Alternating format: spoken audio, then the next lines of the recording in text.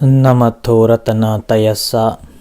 May I pay homage to Triple Gem, the Buddha and Dhamma and the Sangha.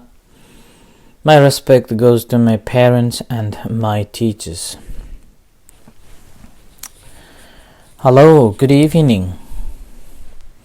So today is a Thursday, the 13th of August 2020. So this is Achan Sujan from Varapunya Meditation Center, Aberdeen, Scotland.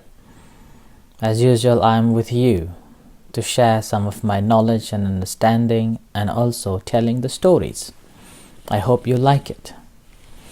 Hi, Juan, Margaret, Kalpana, Manish and everyone. So today is another day that the NHS in Scotland, in Aberdeen, Grampian, announced the number of positive results results of those who has got the COVID-19, and but fortunately none of them are admitted to the hospital yet. And meanwhile, we have, as I mentioned yesterday, as a sad story of three people died on the train tracked. Yeah. So again, yesterday was a miserable day. Although in the afternoon was a lovely day, and again now you can see today there is no sunlight at all. It's like a gloomy, foggy, windy, cold. It's like just the beginning to get the winter again. So weather is like the weather. There is no definite. It's always changing. And the change is the nature.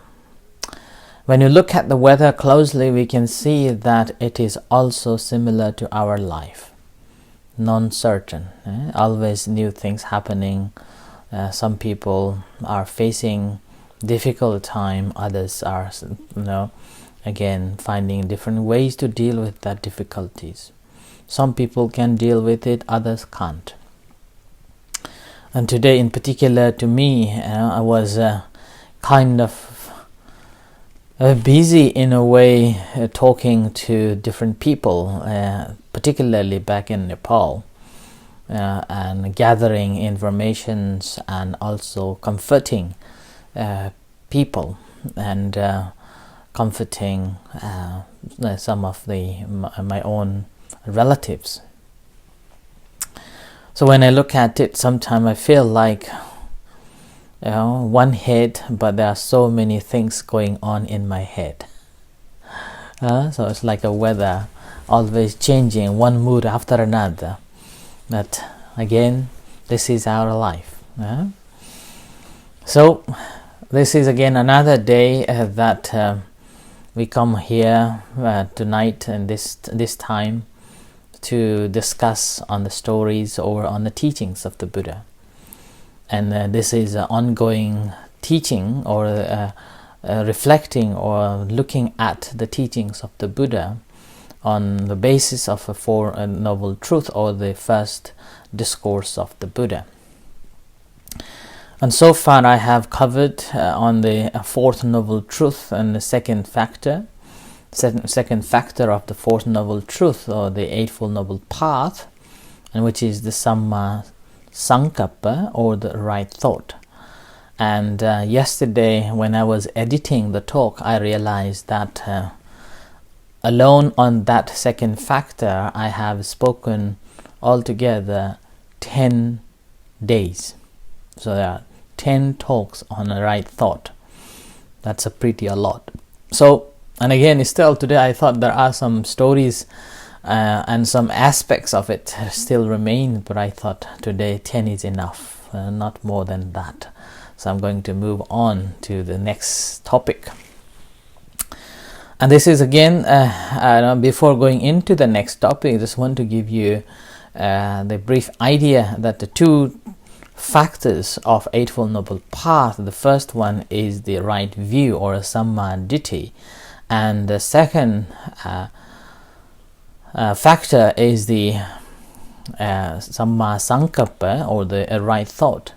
These are the two factors known as the wisdom part.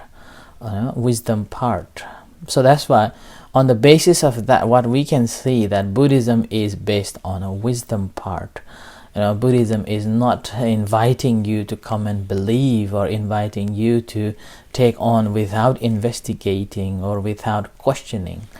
There is no mere accepting it as the truth, or accepting as the religion, but it needs a thorough study and a thorough investigation. And not only that, you have to practice as well. And once you have practiced and realized it, and only then take it as the truth. And that's how you develop a confidence in Buddha's teachings. And somehow, some days ago, and probably in early talks, I think when I look at the previous talks on YouTube, one of the days that I spoke about how we can develop the right thought and right understanding. And here I brought up the story of the Kalama Sutta, or the Kesaputiya Sutta, from the discourse of the Buddha. That the Buddha was traveling to the Kesaputiya village at the time, to the people of Kalamas. Having heard that the Buddha's name and fame and his quality and his understanding and his wisdom, Kalamas came to visit him and asking a question that those who are the religious leaders come and pass by this village, and they all claim that they are truth and the rest of others are untrue, and everyone will suggest to follow their teachings, follow their guidance, and then drop every others because they are not the right one. And so in the same context, we all would like to hear from you what you have to offer, what you have to say on it. And on that, Buddha simply told them all that it is quite reasonable to question. It is quite reasonable to have a doubt. It is quite reasonable to not believe in that, and it's very reasonable to feel uncomfortable with those teachings. And then Buddha said that Buddha gave 10 different questions to reflect on, saying that do not believe merely because your teacher has said so. Do not believe merely because the tradition has said so, or do not believe because the scripture has said so, or do not believe merely because the logic says so, and do not believe that it's been the custom and passed by from our ancestors and like that. So series of 10 different ways of investigating that Buddha gave to think about it. And after Buddha presented this form of investigation and questioning, and then Buddha simply offered another question, and that is, if someone harms you, do you think that is a good or a bad? If someone lies at you, do you think that is good or bad? If someone if there is a sexual misconduct, is it bad or good? If there is stealing, is it bad or good? And if someone is drowsy and intoxicated and act unwisely, unconsciously, is it good or bad? So these are some of the questions that Buddha asked those Kalamas, and then having asked all the villagers or the Kalamas, simply replied back that these are not beneficial and should not be encouraged. These are bad behaviors. And then after that, Buddha said that do not believe yet. You have to investigate and judge and then think that whether it is beneficial for you or whether it is beneficial for others, or whether it is beneficial for both. And if that's only beneficial for both, then take it as the truth and take it as the practice that beneficial, and we should take it on board like that. Yeah?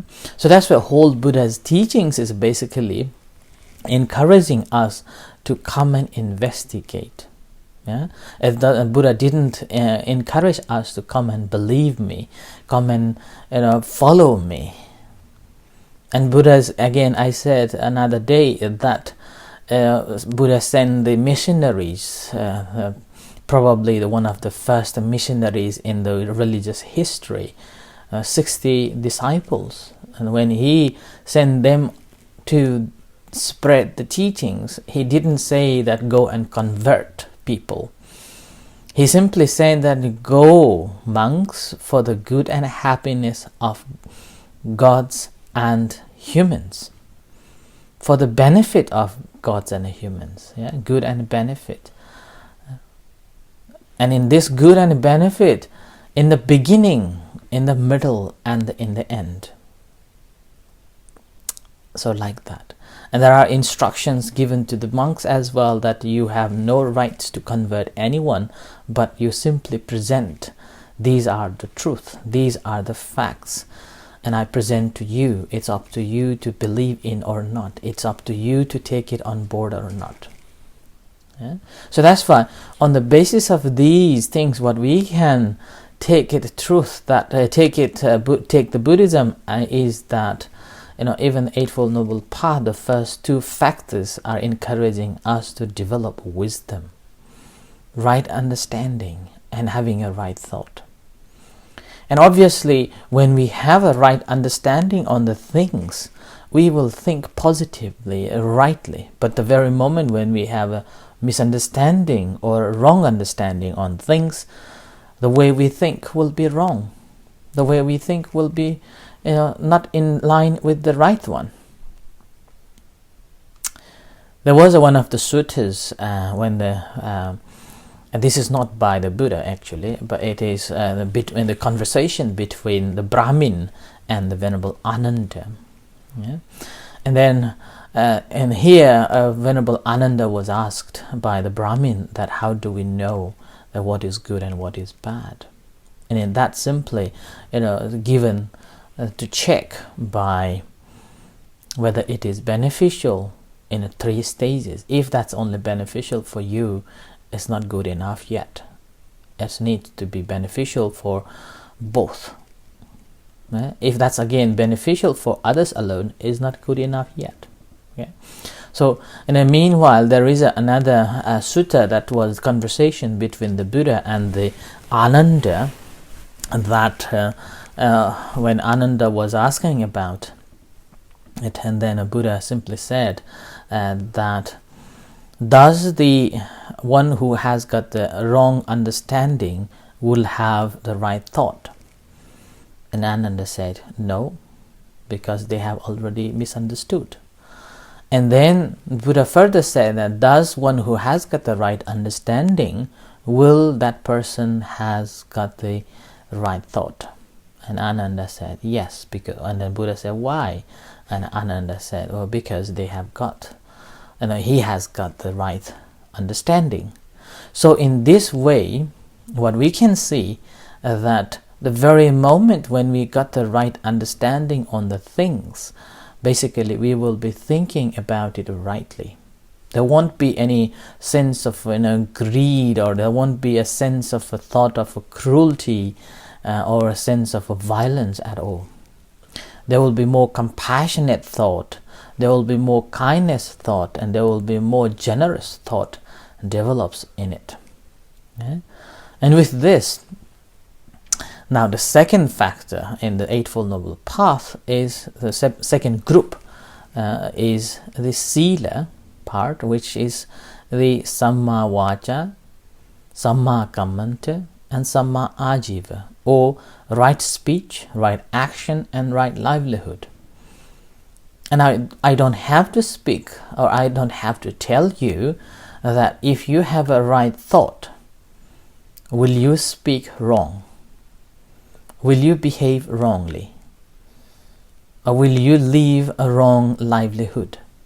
No, right? Because you have seen and you have understood and seen that with your own investigation, with your own thinking and understanding, that any wrongdoing, any wrong speech, or any wrong livelihood brings unhappiness, unsatisfactoriness, and also causes a trouble to ourselves and then to the others. Basically, people become very selfish, and people can be very mean, and as a result they will not regard these so-called right actions or right speech. But that's simply because they haven't seen the consequences of speaking lies, or speaking or acting badly, or living a wrong life. But the very moment when they have got the right understanding about the cause and effects, I mean, particularly the law of karma that I have spoken last, I think, before this series of a talk, like maybe 40 talks before. So I have talked about this karma and the effects too. Once you understood this, then basically you will not be committing it at all. Yeah? So that's why the right speech simply comes from having a right understanding and right thought. And you will not be speaking which is lies, not true. There won't be any gossips or slander. There won't be anything that is backbiting, or simply what's called frivolous talk or useless talks. Because you see, you have understood these talks are useless. These talks doesn't bring any good to one who's speaking and as well as one who's listening. Some may speak out of fun, but sometimes people there do regret too. Yeah? And the same with the action. Also, those who have got the right understanding about the law of karma, or cause and effects, they will not commit it too. They will not do it at all. And forget about the living. Forget about the living. They will not go and do any livelihood that is wrong. So this section 2, or this group 2, or section 2 is called a Sila, or the morality that comes in the Eightfold Noble Path, and that is the Samma Vacha, Samma Kammanta, and Samma Ajiva. So that's a speech, action, and livelihood. And obviously the moral or ethical values or rules are prevailing in every culture, every ethnicity, every religion, every nation. And that can be different based on their understanding. That can be different based on their religion. They will be different from different levels of it. And most of the time that can be only good for their group. That can be only good for their religion, their nationality, or their ethnicity. It's not a universal. And that's why there are conflict after conflict, that if you are not believing, or if you are not behaving according to these means and values, you will be in trouble. Yeah?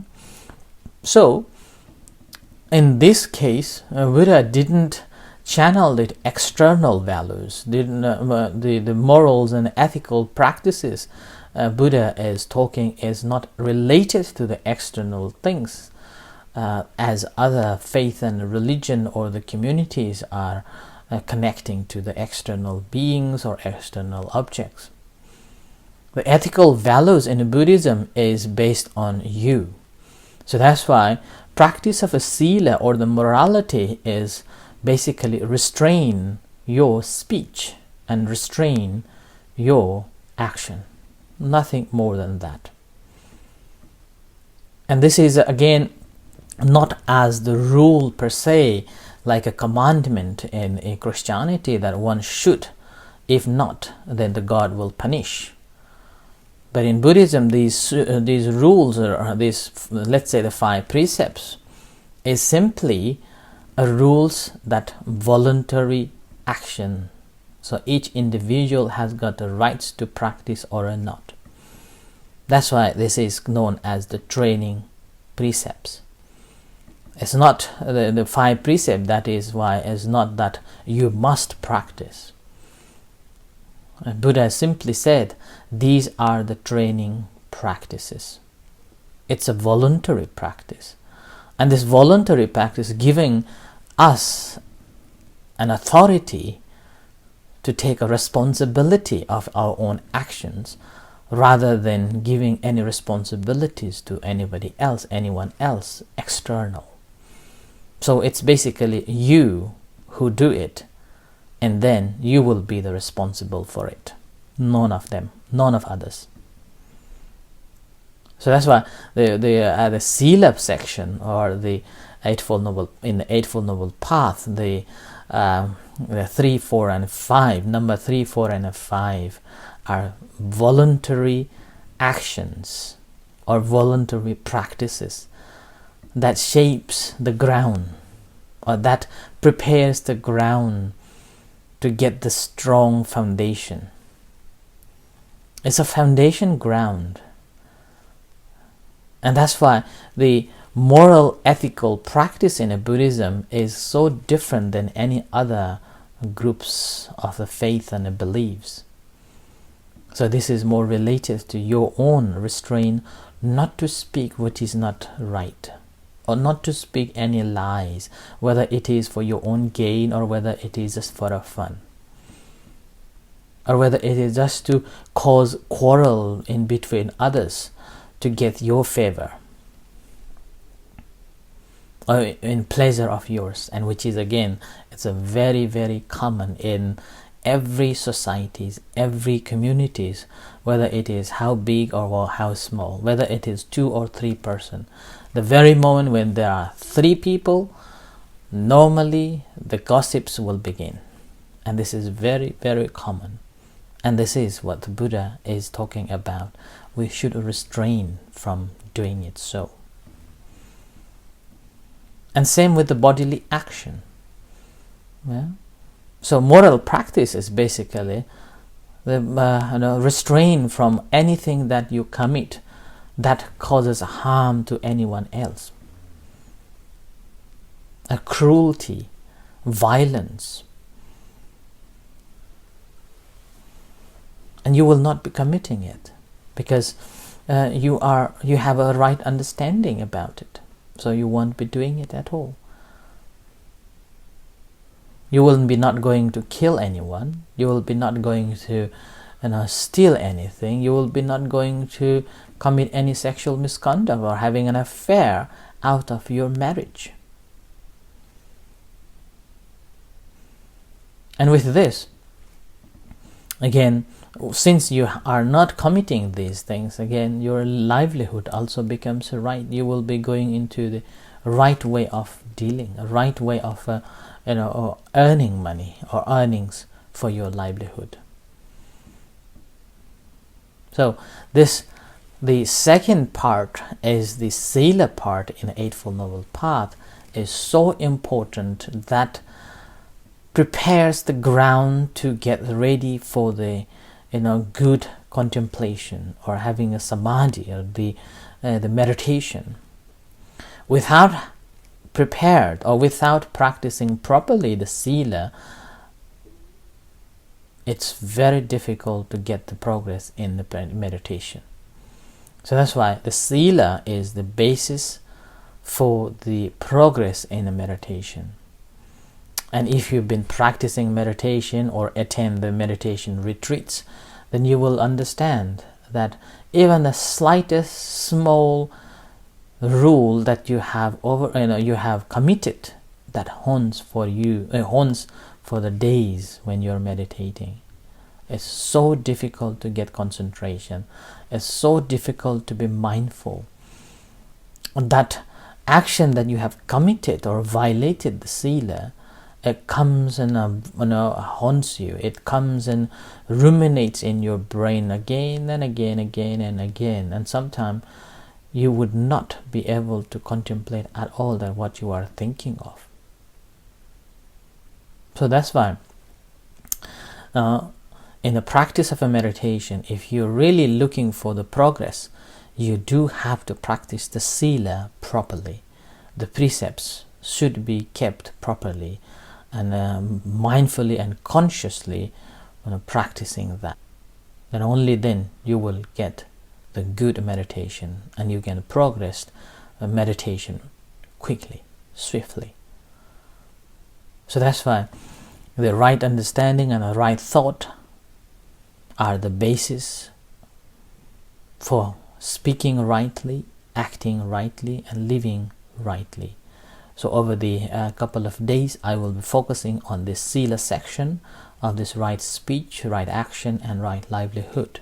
So today is just laying the ground for this Sila section under this Eightfold Noble Path, which is again divided into 3 sections. The Eightfold Noble Path. The first section is the Panya, and the second section is the Sila, and the last section is the Samadhi. So I offer this for today, and thank you very much for listening. And with this, may you all be well and happy, and take care of yourself with the blessings of the Buddha Dhamma Sangha. May you all be safe and take care. In the meanwhile, if you would like to go and listen to the previous talks, you can go online on YouTube or Facebook. So, and if you go to YouTube, there are selected in playlists. You can listen as you please. Until then, thank you. So in a few moments, we will have a chanting and guided meditation. Until then, take care and good night. Thank you.